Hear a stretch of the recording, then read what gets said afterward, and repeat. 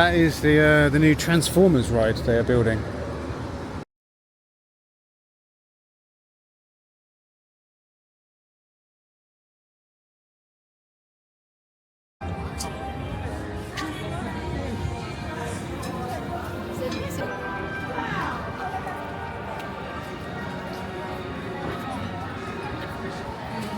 You have Express, have your tickets ready to scan. Thank you. Hey. All right, you all set? Thank you.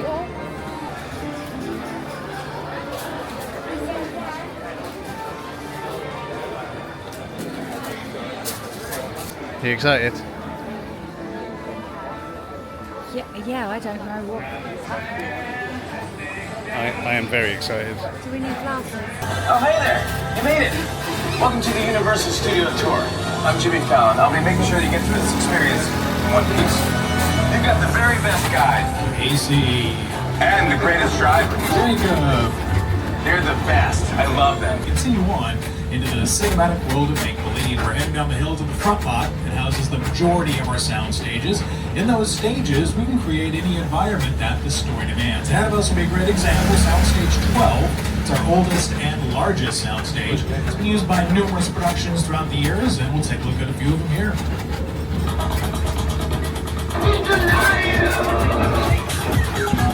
I am. Right. Say hello to my little friend!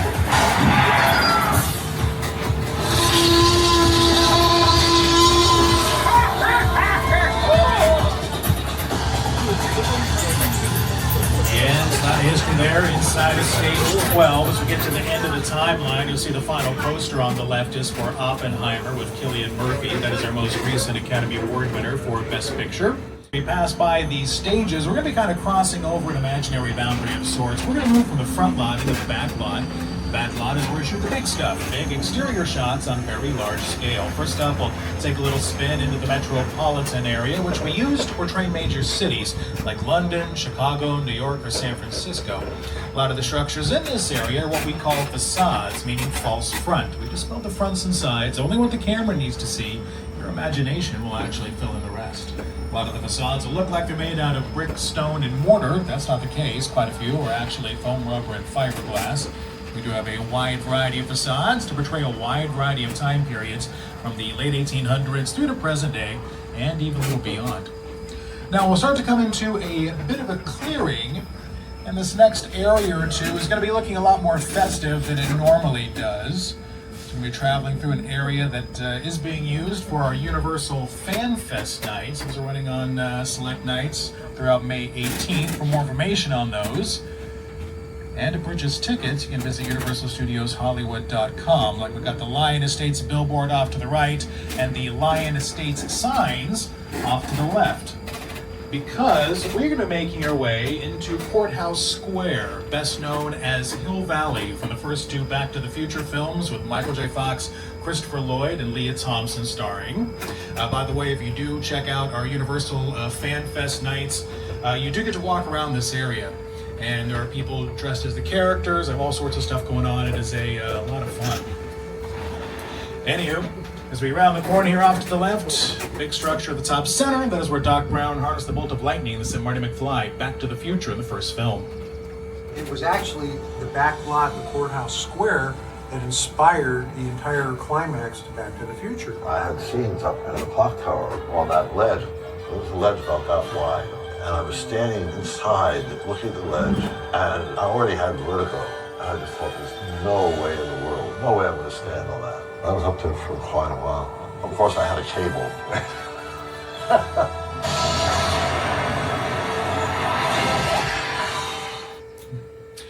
Anywho, we'll make our exit from Courthouse. We're going to be crossing over what I like to call Main Street in the metropolitan sets, but it's actually officially known as New York Street. You're going to see that it definitely has a big city New York-esque feel to it. So as we cross over, you look to your left and right, and you'll see that New York Street definitely has a bit of curvature to it. It's built on what is called the banana curve. So that way, when you're looking down New York Street, pointing the camera down New York Street, the street looks like a lot longer than it actually is. Looks like it just kind of keeps on going forever. So click to your left and right here. New York Street, pretty quiet today. There was actually an Infinity car commercial shooting on New York Street yesterday, so we did not even get to come into the metropolitan area. We had to bypass the area completely. We even had to as a guide, we had to go off the microphone. We had a quiet zone in this area to help out with their filming, but I think I thought it wrapped up and we're back in here. Rad had a little rendezvous there with King Kong, one of our most recognizable big screen icons, as we make our way along the outskirts of the metropolitan sets to exit the area. I'm going to put a few more of the Metro credits on your screens. This particular clip focuses on night shoots. Also does show that one of our Academy Award-winning films, The Sting, was partially shot in the metro area back in the 1970s. Also, by coming this way, you're going to see something a lot of tour guests don't often get to see. On our right, a mural featuring our famous Universal movie monsters. This was done back in 2018 by a gentleman named Tristan Eaton, who's a Los Angeles native. He does have murals in a number of cities around the world, but what I like is the mystery. He did that mural freehand with spray paint. The guy is quite talented. Hopefully at some point he'll come back and do the mural for us. As we continue along here, coming up on our left, we'll pass by some of our newer backlot sound stages. Stages 30 and 31 are currently home to The Voice. Oh, hey there, Studio Tour. I'm Kelsey Ballerini. And I'm John Legend. Did you know that the Universal Backlot is home to The Voice? It is, that's right. We feed right here on stage 31. And don't miss our incredible new season every Monday and Tuesday on NBC. Up ahead of us is our European sets. They're affectionately known as Little Europe. Not too long ago, Little Europe was used extensively for The Good Place with Ted Danson and Kristen Bell. We do have access to Little Europe on today's tour, so we'll come in for a closer look. In fact, we're going to kind of wind our way right through the middle of it. And as we do that, we'll see how it was used for The Good Place. You, Eleanor Shellstrop, are dead. Cool. This location, the afterlife, oh, come on. I have never ever seen this. You're in the good place. I'm not supposed to be here. And I'm actually going to pause it right about there because the yogurt shop that you see on your screens, as we wind our way through here and climb up this little mini hill, we're going to be cutting off to the right, but coming up on our left, we're going to pass by a little structure with double doors, one of them pretty open here. Yeah, this was the yogurt shop coming up on our left-hand side. Not as festively decorated as it was for the show, but that is still the same spot. So we've got a mobile lamppost. As we made our way out of Little Europe off to the left, a lovely California ranch-style home. For a long time, that was part of the setup for the Hallmark Channel show Home and Family. A little more recently, it's been used by our Peacock series Bel Air.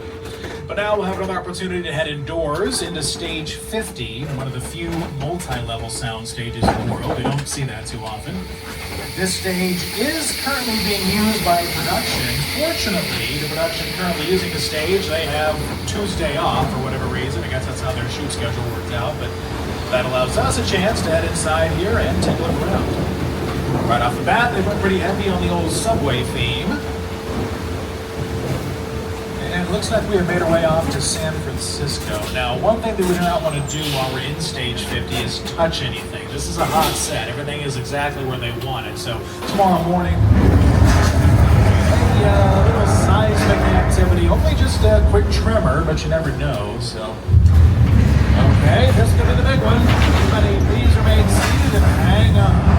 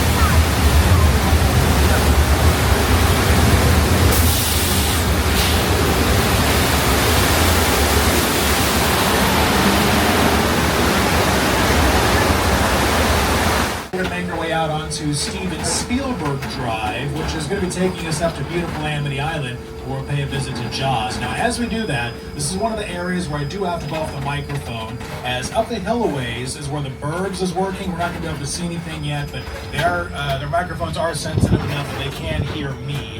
So I'm going to go off the microphones and pay a visit to Jaws, but we'll be back with you shortly.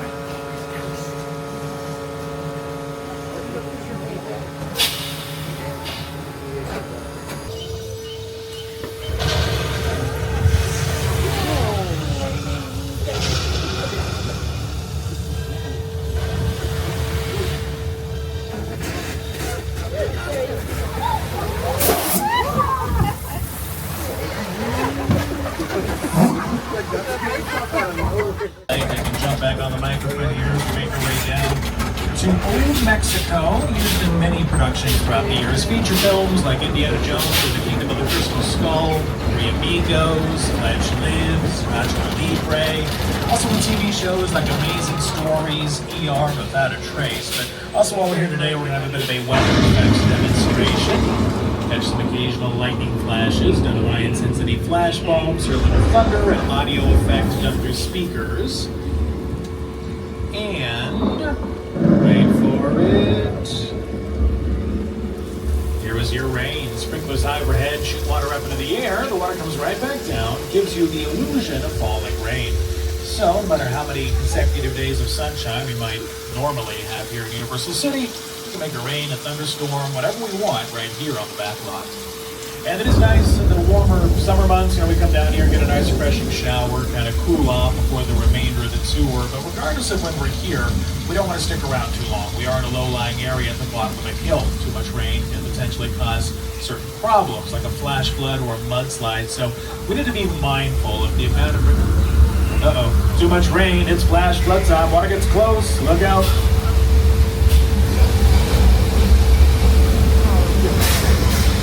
And it is our flash flood on the back lot. In 2002, using the film Big Fat Liar with Frankie Munoz, Amanda Bynes, and Paul Giamatti. You can't run the wall, kid! Yeah, well, you got that.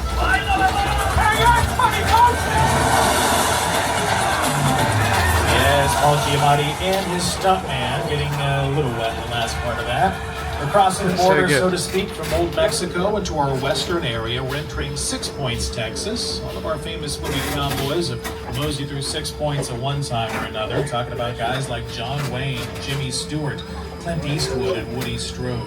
Now, the area gets the name 6 Points because many, many years ago, like 100 years ago, in our silent filmmaking days, we could shoot 6 different movies in here at the same time. Just as each street was like a different town. Each street had its own bank, its own sheriff's station, its own saloon, and its own hotel. Didn't have to worry about sound bleeding over from one production to the next. Again, in our early days, we didn't record sound, so it worked quite well.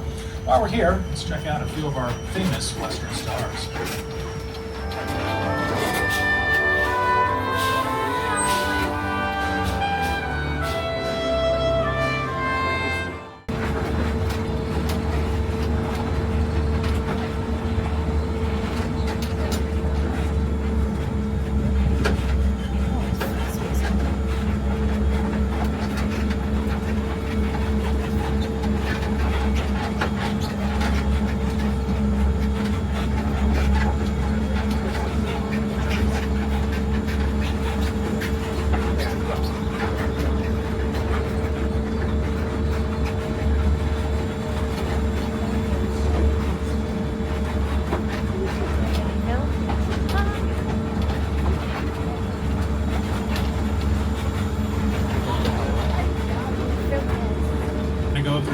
To call the Universal car lot.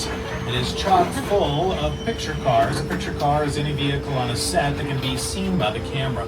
Some of our vehicles have become just as famous as the stars who have driven them, but over the years they've grown bigger, badder, and faster as movie audiences have embraced their need for speed. A lot of good ones: Magnum PI's Ferrari, Gyrosphere from Jurassic World, the Jeep from Jurassic Park. Flintstones made some donations, vehicles from Back to the Future 2, the Fry's Electronics van from Nope, Fast and Furious vehicles, Transformers, even the Duesenberg over here on the right from The Mummy Returns, all kinds of good stuff. As we round the corner from that, though, we're going to find ourselves at a very historic and honestly kind of creepy set, the Bates Motel. In the distance is the Psycho House. These are two of the oldest freestanding sets in all of Hollywood. Now, the Psycho House up on the hill is built at 3/4 scale. You guys see that, right? Someone just came out of room number 1, not just someone, Norman Bates. Yeah, that's really happening. I've just been out on the back not too long. Okay, good, you see it too. Yeah, Norman is... I'm not sure what Norman's doing. He's got the trunk open there. Maybe he's going to pack up for a trip. There could be like a motel owners convention or something coming up, maybe. No, that's not it at all. Norman just not paying attention and moving a body in full view of 143 people.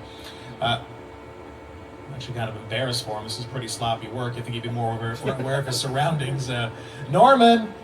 Hey, yeah, we've been out here for a while. We saw everything, so what are you doing? Okay, you know what, maybe it's best we just check on out of the Bates Motel. Norman, not exactly happy to see us. Norman, this is not going to help their Yelp reviews. Alright, we'll leave Norman behind and continue up the road past our official replica of the Hollywood sign. Also, when we pass by the front of the Psycho House, you want to look to the upstairs window of the upper left face. You should be able to wave hello to Mother up there. She's often watching the trams go by. She doesn't get out much. Also not a big believer in moisturizing, but, you know, each their own. Everyone has their own beauty regimen. Who am I to judge? As we pass by Mother in the Psycho House, we'll continue into another fantastic set. This is the incredible crash site from Steven Spielberg's version of War of the Worlds. It hit theaters back in 2005, starring Tom Cruise, Dakota Fanning, Tim Robbins, and Justin Chatwin. And in case you're wondering, yes, this is an actual aircraft. A 747 was destroyed specifically for this incredible scene.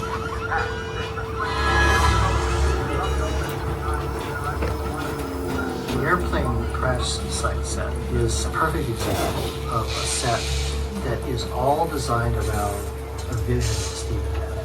When we first began to sit down to talk about the War of the World, I thought, what if the 747 goes down right in a big neighborhood? Because it's just something you don't see. You're doing good. You're doing good. Keep close to me. That's right. Now, close your eyes, okay? Now I'm closed.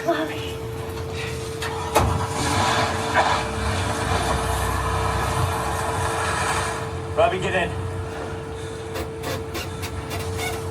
Get in. This is one of the largest sets ever constructed on the Universal backlot. Despite the use of the life-size realistic set pieces, the film did feature over 500 effect shots, more than Mr. Spielberg had ever used before.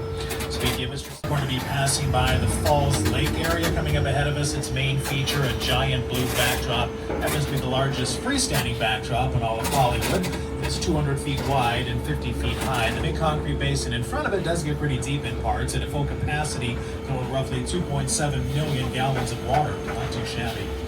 Going back in time a little bit to 1960, before all this was here, this area is where Norman Bates hit a murder victim in Psycho. Now, the backdrop and the concrete were put in 1986, and they were first used for this film, Jaws the Revenge, part 4 of the Jaws series with Mario Van Peebles. And we used from there in productions like Jurassic Park 3 with Sam Neill, director Ang Lee's version of the Hulk, Apollo 13 for the splashdown sequence. Tom Hanks loves this area. There is again in Sully. Also had Jim Carrey walking on water out there in Bruce Almighty. And George Clooney took a dip out there for Oh Brother, Where Art Thou? Speaking of George Clooney, today's his birthday. He turned 64. And that is pretty much going to wrap it up for us on the tour. We'll start to make our way back towards the unload area. As we do that, a special message from Paul Rudd and friends. I've been on that tour so many times since I was a kid, and I just love it every time. The first time I ever went on the Universal lot, we did the tour. I grew up in Los Angeles, and that was like the place to go and see Jaws. I got my introduction to Universal Studios through the tour, and so then to be in the movies and seeing the trams drive by, it's very overwhelming. One of the coolest things actually about shooting for Universal is sometimes you shoot on the lot, and you look over and it's like there's Jaws, but there's the flash flood, and all those trams are riding around. It's the coolest thing ever. 1979. Back then, the tram drivers were kind of a little reckless, a little crazy. There was no restriction on cars going anywhere. We used to drive all over and kind of duel with them back and forth. I have so many amazing memories of the lot. We were shooting Back to the Future. Being here brings me back in time, I'll tell you that. The tram would come through, the tourists would see Michael J. Fox, and they're taking their camera snap. So one day, Michael J. Fox had his own camera, and every time the tourists came through, snapping their pictures, he ran out and he started taking pictures of them.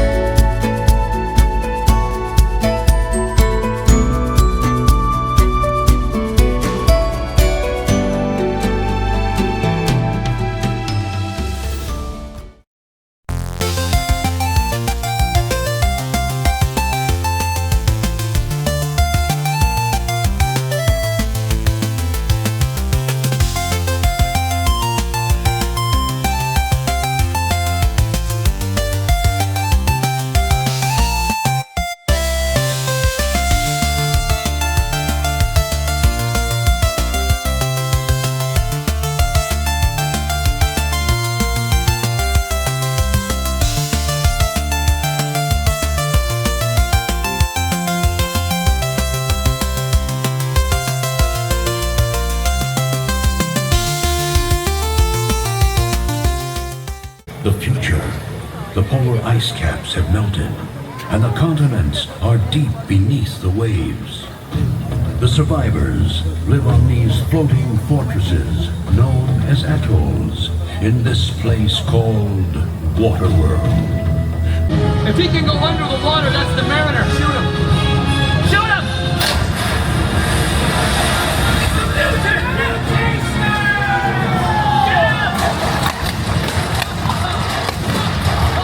Whoa!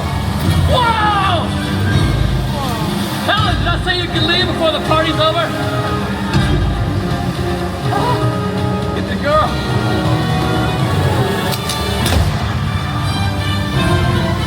Ricky, where are you going? Holding your boat. You! No!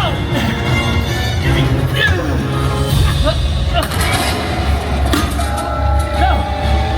You made me hit my seaplane!